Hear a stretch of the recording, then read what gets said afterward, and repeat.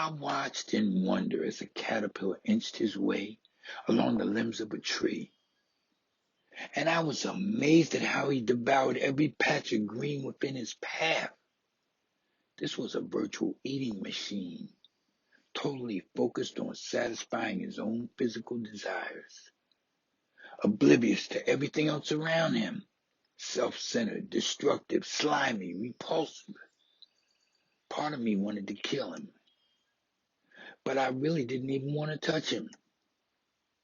Part of me wanted to step on him and squash him, but I didn't even want the slime of his body on the sole of my shoes. And then I stopped to contemplate the reality of his existence in relationship to my own. And I began to see that the caterpillar and me were very much alike.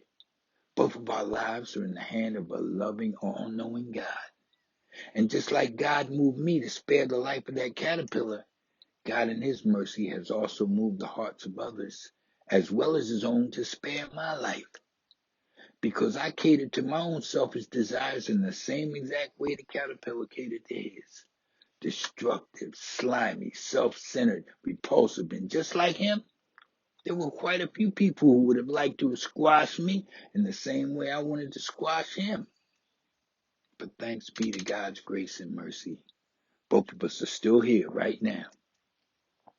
There does come a point in a caterpillar's life when he stops eating. And this is not due to the caterpillar's own accord, but because God decreed it that way. In much the same way that God decrees that the oceans can come only so far and they must stop. God sets limits and boundaries for all things. Due to the role that the caterpillar plays in God's bigger picture of life, the caterpillar becomes dormant, helpless, and unable to move or even fend for itself. Overstuffed, stopped by its own greed and gluttony, and totally unable to respond any longer to its own selfish desires. It is then and only then that change can begin to occur. God slowly wraps him in a garment of silk, surrounds him in darkness, and hides him from the prying eyes of the world, so that his work might be done unencumbered. And the caterpillar enclosed within the chrysalis is forced to look within instead of without. The darkness and the unknown become his friends, and he learns to find comfort in the arms of their embrace. Seemingly devoid of life and very close to death, but still very secure within God's hands, metamorphosis occurs.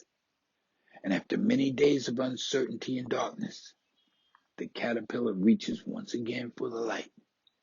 And when he emerges from his cocoon, he is barely recognizable, for his character and body have been transformed from that of a greedy parasite to one of great grace and much beauty.